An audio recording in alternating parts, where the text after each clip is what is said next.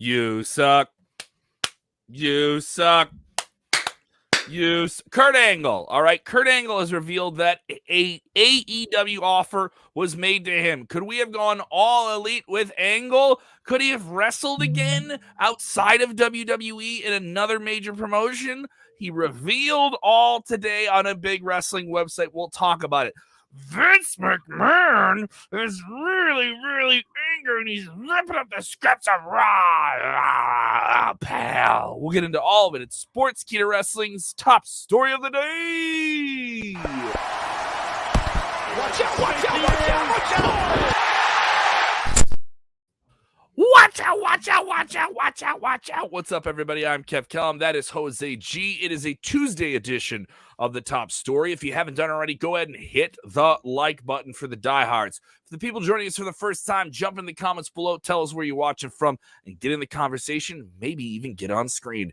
If you're on demand and you're watching this on demand, don't worry. I'm engaging with you as well. If you got a hot take you think is really hot and it's ice cold, I'll tell you that. I'll pour the ice water on your IWC opinions about things. But if you have a good take, I'll let you know that as well. All right. I don't matter. It doesn't matter what you think. We have a lot to get into today. Jose G, let's just jump right into this Hall of Famer story. Kurt Angle, All Elite Wrestling. What's the deal? Yeah, man. Kurt Angle today had an interview with one Nick Hausman of Wrestling Inc. And he had a really good conversation with him. And it was interesting because Nick right off the bat asked him, did they make you an offer? Have you been offered to work for them? And he said, quote, yes, they made me multiple offers on different contracts. He turned them down for personal reasons, but he says that Tony Khan's a really nice guy. He's very generous and that he really appreciates his interest in them. But at this particular time, he feels like he doesn't want to do it. I get it. Right now, he has his own show going on his podcast on adfreeshows.com. The Kurt Angle shows, it's blowing up. It's doing real well. But I have kind of like the feeling that I think Kurt Angle might be done in the ring for now.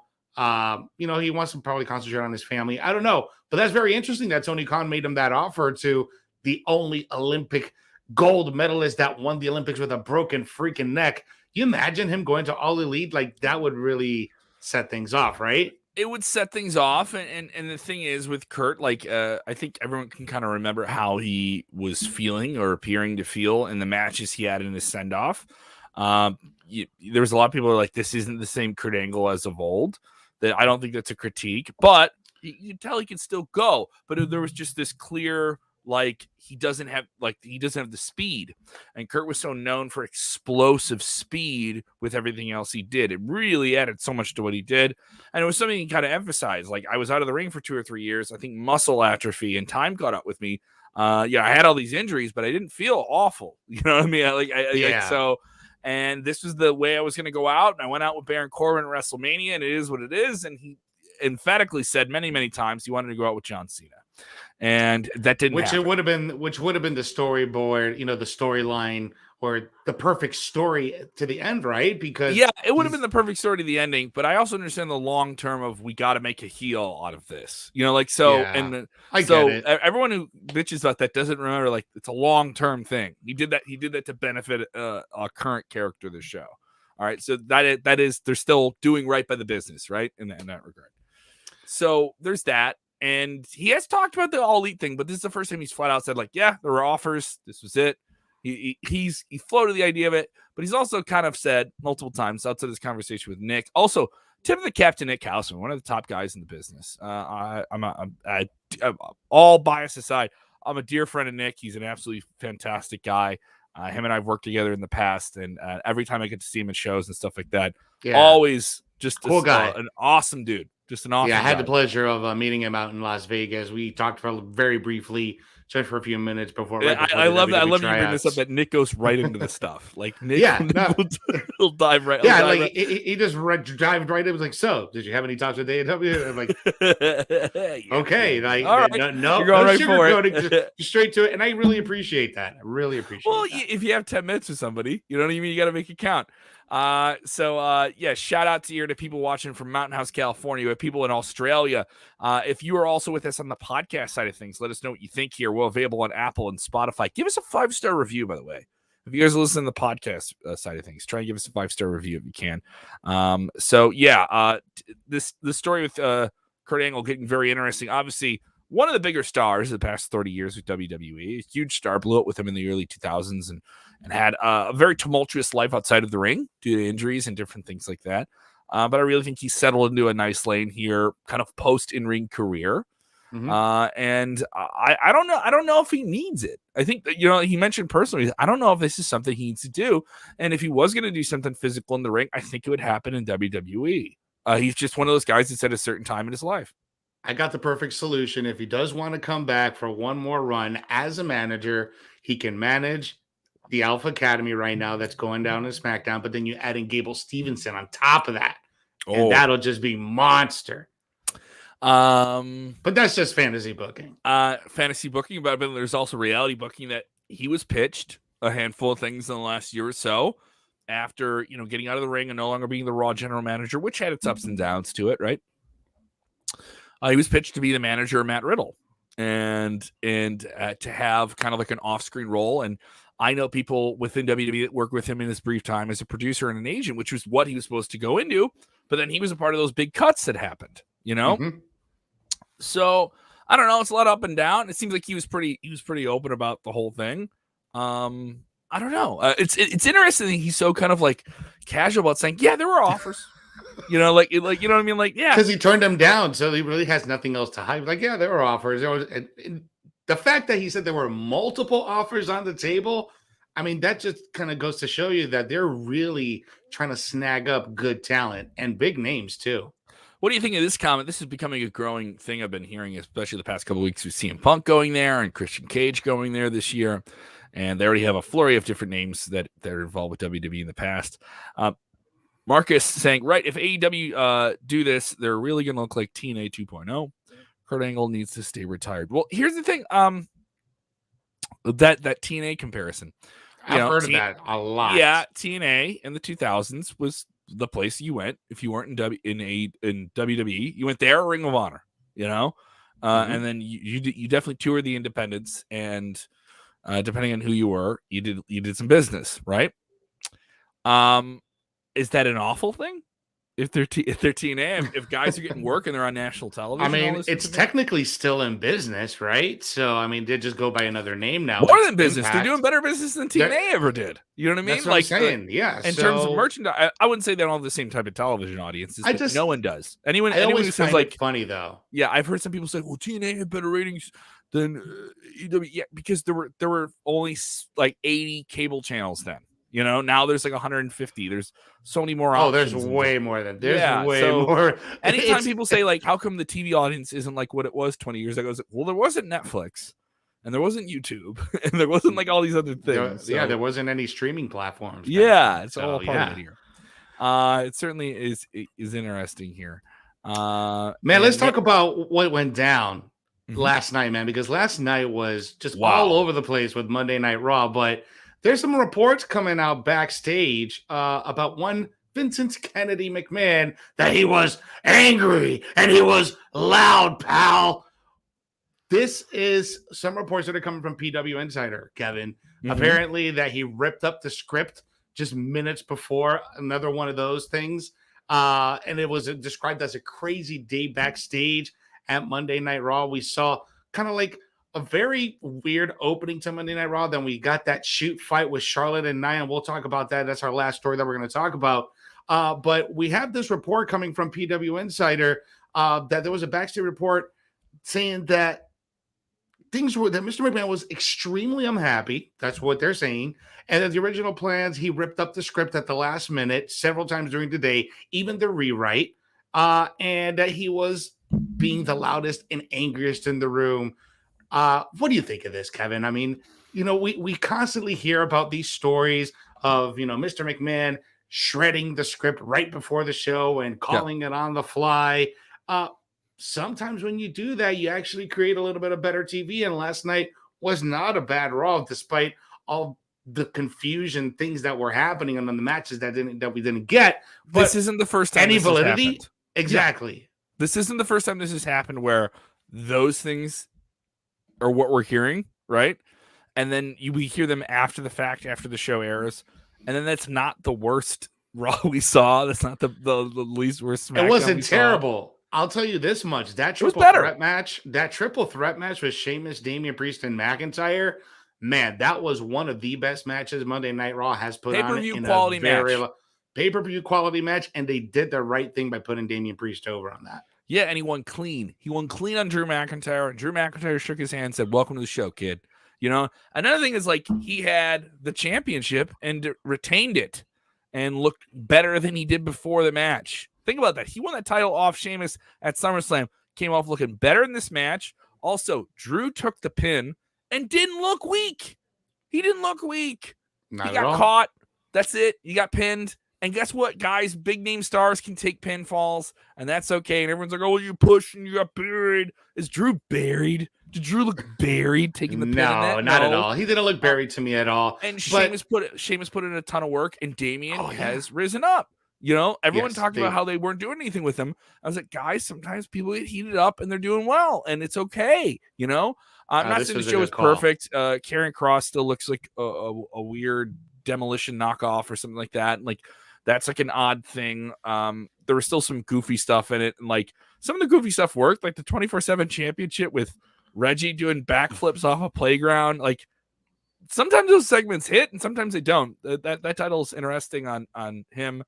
And there were some other things that were all over the place. I didn't mind the opening with everyone coming out. Sometimes it was like, for me, that was the most confusing part because, you know, first we were supposed to get a Bobby Lashley versus Damian Priest, but that didn't happen. You have to write your way out of it. Yeah. So it was just like very confusing to open up with. And then we didn't get the Miz versus John Morrison match to kind of continue on that heel turn that Miz did on John Morrison last week. We didn't get that. So that was scrapped. So there was a lot of things just kind of like, I don't know, scrambled together. It wasn't the worst Raw, but it wasn't the best Raw. It was just a little confusing, at least for me. But, I mean, what do you think this might have attributed to, you know, Vince McMahon being all loud and angry? Do you think, you know, yeah. I think it's more people jumping on that, you know? And like it's, you know, there's people dropping laugh emojis on this right now. It's for the diehard internet wrestling fan, this is the stuff you want to see. They want to see angry Vince, right? And they want to see Vince get mad, and they want to hear about Vince going off on people, and they want to hear these characteristically defined things that they think about this guy that they've never met, they never talked to, who controls the biggest wrestling promotion in the world. That's it. It's not about the reality of the situation of maybe he got mad and it was a really long day. And I've heard multiple reports that, you know, the script was changed and they didn't have the show set until an hour before they went on the air. Mm-hmm. That's happened. That happened in WCW. It's going to happen in WWE. I think it just happens in show business in general. This is just one WWE show that you see on television every week. Every week, 52 weeks a year, no repeats, 3 hours, just one show. So if you're telling me there isn't going to be no repeats when you get 3 or 4 matches in a row with the same storyline, the same no reruns, 4 weeks in a row. No reruns is what I know what you mean. I know what you mean. You know exactly. It's kind of like a rerun. It's kind of like a rerun, though, if you think about it. How was this a rerun? There was a bunch of fresh matches. No, not this week. I'm just comparing it to some other weeks where we get the same matches 3 or 4 weeks in a row. But that's why I'm saying this was so much better than that.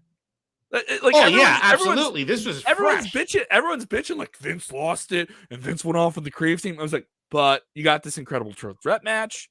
Riddle in the main event was actually really interesting. The backstage segments they did with him and Orton and Riddle are really clicking right now. Like that is like a very entertaining thing to see. I'm not saying everything is interesting on it. We will talk about the Charlotte Nia Jax stuff. That will be touched upon before we get off the air today, because we got to talk about that. Was that a legitimate shoot fight in the middle of a live television show? I'll tell you, man, that was, I'm sitting back. You know what? Let's just jump into it, man, because was it a shoot fight? Yes. I don't know. I think it was. I think it generally was a shoot fight. There was a backstage report regarding this matchup last night that there was some miscommunication between Nia Jax for a few minutes during that match. And I think that miscommunication came in when Charlotte literally just slapped her hair straight, bro. Like she got a nasty slap, and then Jax got in a nasty slap on her, and then they started going at it. Looked nasty there for a moment until they did the reverse DDT, and I think that's when everything got back to normal. But it did not look pretty. Like, you could see the frustration on Jax's face after the match was over. She didn't even stay in ring to celebrate. She walked straight to the back. She knew something had gone wrong during that match. But according to the report, simple miscommunication. And you better not miscommunicate with the queen, man, because, man, she's a veteran. I think she did the best she could. But, man, what was your thoughts when you saw that matchup last night? So I saw most of Raw. I watched about half of it, and then I watched the rest on Tuesday. And this was the one match where I started, and I had to go do dinner with people and everything. And then I was like, I kind of don't want to turn away from this. Like, because they went to commercial, and I was like, all right, now I can go. I was like, I didn't want to turn away from it. And then, because it just felt like something was off, and there was that, oh, is this a train wreck, and do you want to see it? And when you watch every week, as much as people don't want to say that, that's a part of it, is you want to see what's going to happen.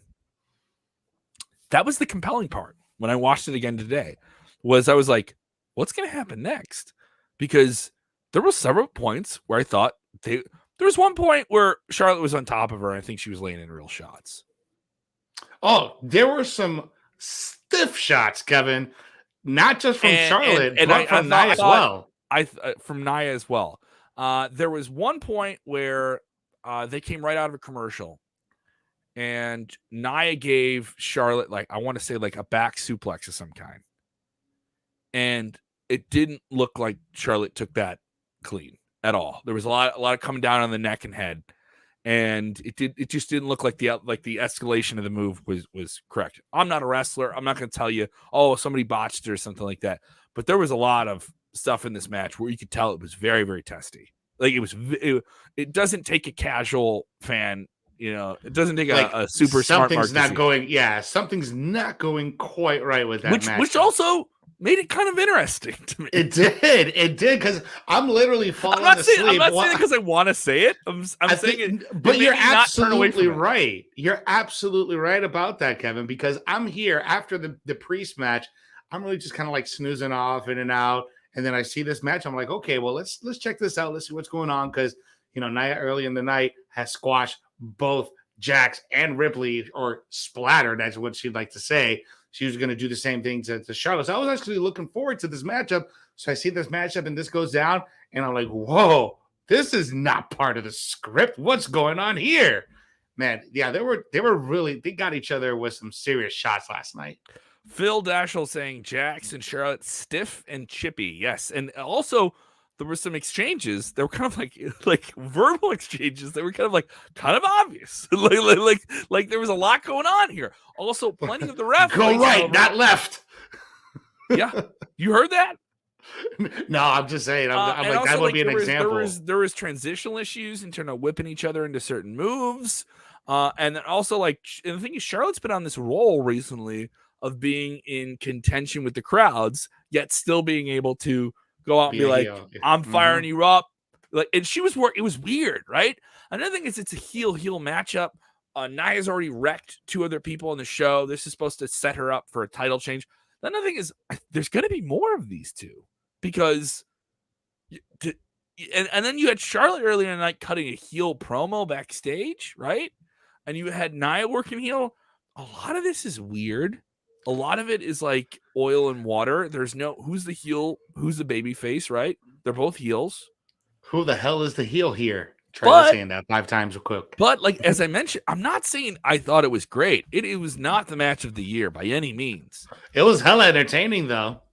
Exactly. It wasn't boring. This was not like this was not a boring. No one can call this a boring match. No, I think wasn't. I think it's the widespread point we can take away from it.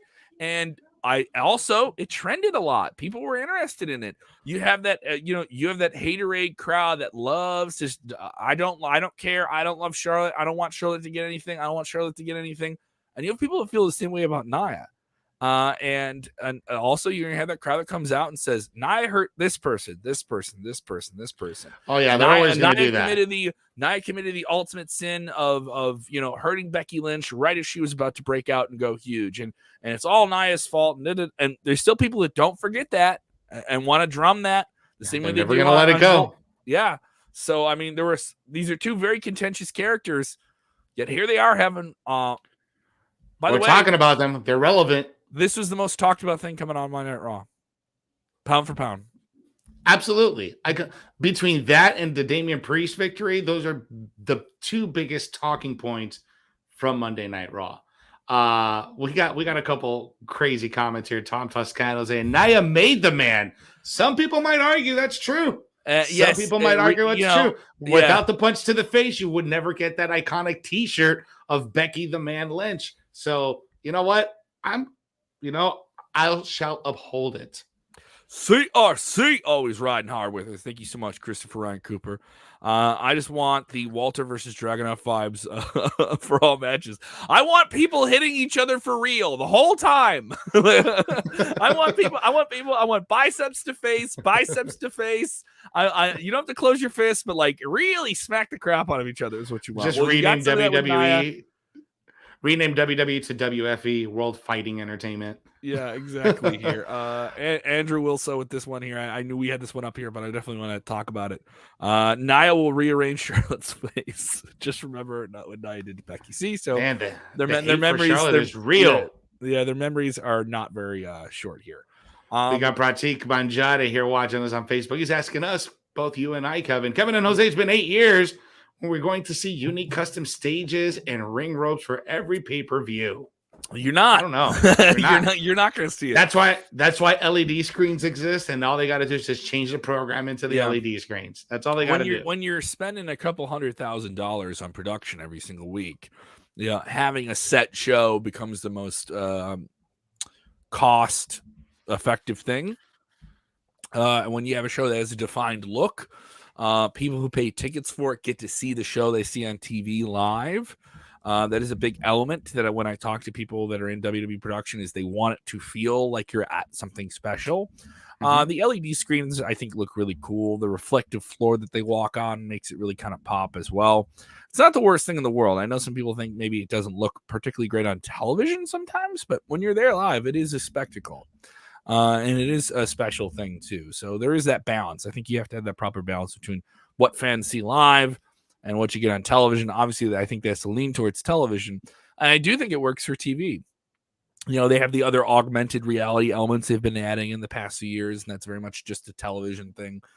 Some of those are ridiculous. Some of those are pretty fun.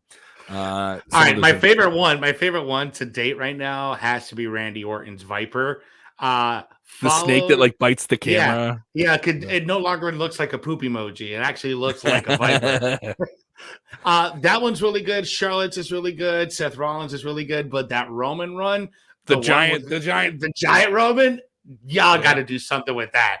Y'all really need to find something.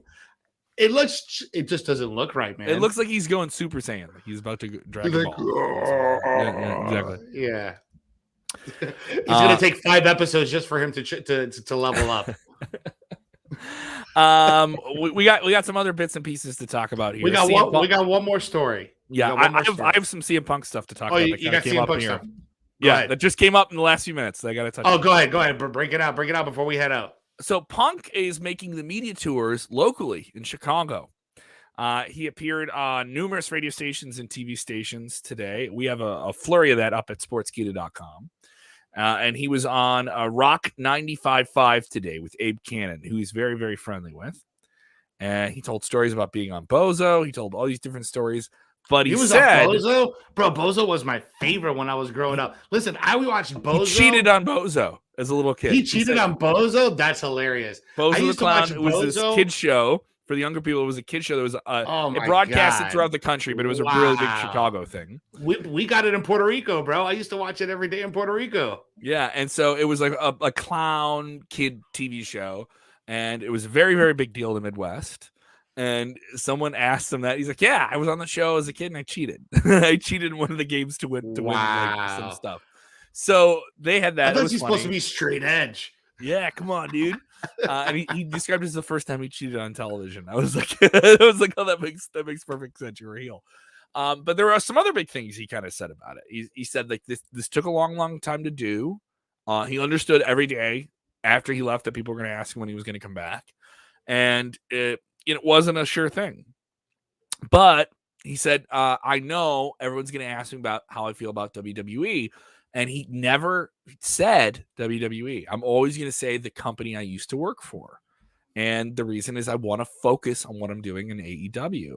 And it lets me do a bunch of different things when I'm an AEW guy. And that's what I'm going to focus on.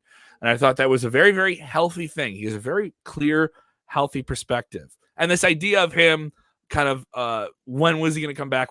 He was on WGN television where Bozo aired. Pat Tomasulo, great guy, done some comedy shows with Pat. They played clips of him being on the last few years, and he would come on for different movie projects and MMA things he was doing. And every time Pat would ask him when he was coming back to wrestling, and every time Punk would say no. And then they played all this stuff, and then he's on again. And then Punk joked, "Well, I only came back to pro wrestling just so you would stop asking me about it." Worth noting, AEW going to run Chicago 3 times this week. They will do Dynamite at the Now Arena on Wednesday night. Crazy. They will run the same arena Friday night for Rampage, and they will run it again for All Out on Sunday. I will be at All Out on Sunday. Various different charity events. Want to plug this as well. They are going to be hosting a very awesome event for Paw Chicago, a great charity that helps out animals in need and animal adoption. It'll be the AEW versus Pro Wrestling Tees softball challenge going down 5 to 7 p.m. 15 different AEW stars appearing at the Wintrust Field in suburban Chicago. Go get your tickets for that. Great opportunity if you just want to get photos and different things like that. And they'll have a fan fest as well for 2 days while they're here in town. So a lot going on with AEW. Wanted to get that in before we're done here. What about this Ruby Soho story? Yeah, man. So Ruby Soho, before we head out here, Ruby Soho dropped her last vignette on Twitter, and she left a nice little Easter egg. Very well done 2-minute video on Twitter, pretty much saying that she has a destination. And during that little frame that only cuts for like half a second, there's a 7 blank space clue destination. 7 letters, Flash it. 7 spaces. Flash it. Just flash it. It just flashes and it goes away. So there's a lot of people saying All Out, but All Out isn't that to 7 letters. I'm thinking Impact, because Impact plus the exclamation point, that adds up to 7. I don't know. See it? Can you see it? Can you actually? Could you slow it down and see it? Because I couldn't see it.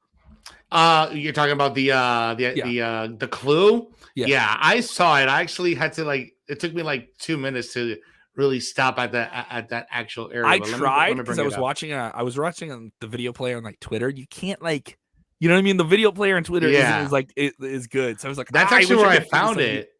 That's actually where I found it. If I saw it on YouTube, I think I could have been able okay, it's right here, But the video player on Twitter is fine, but I couldn't. It isn't super perfect where you can pause it like that. I think she goes to AEW. It makes the most sense. It makes the most sense for her to go there. I mean, I wouldn't mind seeing her in Impact either, because Impact, she'll have that opportunity to go to Japan. She'll have the opportunity to cross over to AEW as well. Maybe do some other things, but it's almost like a foregone conclusion. Everybody's like, "Oh, she's all elite," but what if she's not all elite? All elite does not add up to 7 letters on the space there. Impact does. But I don't know. Who am I? We are expecting some big news tomorrow. Sometime in the midday from one mañana. Mañana, there is some determination of the future of Braun Strowman. Will be revealed, or is expected to be revealed tomorrow. So are we breaking news early tomorrow? I believe we might be breaking some news early tomorrow. Okay, is he going to Impact? Is he going somewhere? He's going somewhere, and he's definitely been teasing it. His non-compete clause will come up tomorrow. And he's going to make some big announcement. Braun Strowman released from WWE earlier. You know who else, right? You know who else is plenty of people. Buddy Matthews comes up today. Today was his last one. Yeah, but there's a bunch of people that are going to be coming up here as of tomorrow. Mm-hmm. Big tip of the cap to the old Rumble Radio bro here, Pooch. Chris Buckmelter saying Chicago, New York, both 7 letters. So if you're looking at that clue of that video here, that could be. There you go. Want to put on your tip of your cap here. If you haven't done it already, I know how many of you are watching. If you haven't done it already, go ahead and hit that like button. It's free. Also, big thank you to everyone watching on YouTube as we've just surpassed this week 20,000 subscribers. Thank you. 20,000. So much content for you to enjoy. A big part of that was our special that we filmed last week with CM Punk, the heel screening. You can go watch that. We have a fresh episode of Vince Russo on Legion of Raw. He does go off on how crazy that match was with Charlotte and Nia Jax. It is certainly an entertaining episode. I watched it. A lot of timeout. What's going on here? Timeouts. That is up right now, and we'll have some special content up this week leading to AEW. Big preview episodes, a lot of additional things here. And, of course, sportskeeda.com for all your breaking news. Jose, you're hustling hard here. Weekends of Wrestling. What, we got a big episode this week? Yeah, we got another big episode at 8 p.m. Thursday on Facebook and on YouTube. You guys can catch me every single day here on the Top Story. Sometimes I'm not available on Fridays or on Mondays, but I'm usually here in the middle of the week. So you guys one of our bald heads is yelling at you. Exactly. Yeah. Exactly. You guys can also catch me on the News Roundup every single day on YouTube. And you guys can catch me every Wednesday night, 10 p.m., right after AEW Dynamite for the debrief here on Sportskeeda Wrestling, where we break down NXT and Dynamite. And guys, not only just subscribe to me, subscribe to Sportskeeda Wrestling. Now we got to make it 30,000. So help us get to 30,000 right now by smashing that notification bell. That's all you got to do. Smash the notification bell, the subscribe button, the like button, share it, do it. That's all you got to do. Help us to get to 30K. You know what's up, guys. We're just thankful for the support. There's a lot of options you could choose for podcasts that aren't just wrestling, anything online. It's just an endless flurry of information at your face. But you spend time with us, real considerable time, and we don't take it for granted. We're very, very thankful. Look at that. You spent 31 minutes with us. We chatted up the wrestling. You maybe had a couple goofs and ganders. And Kevin, you're full of it at the screen. Thank you so much. Also, check out the podcast as well if that's a little bit easier for you. Spotify, Apple, all that good stuff. Go ahead and give it a look. A little bit easier. Put the audio on in the background. We throw up the top stories on there. We throw up all of our review shows on there. We also throw up some additional interviews that we grab. So all that good stuff here. Thank you guys so much for supporting the channel and everything we're doing on multiple platforms. It's a very, very good time to be following wrestling. So you're following it with us. We really appreciate it. Show is. You can follow him at Jose_G_official. You can follow me at Kev Kellum. I'm busy. You're busy, but we're talking wrestling. And when watching wrestling, we do the most important thing when watching wrestling. Say it with me in the chat. Sing it up on heaven high into the valley below. From smark to mark, from heel to face, from the top of the card, from the curtain jerker to the main event. There can be no dissent. When watching wrestling, do what, Jose? Enjoy wrestling. Wow. Yeah. Yeah. He's a singer?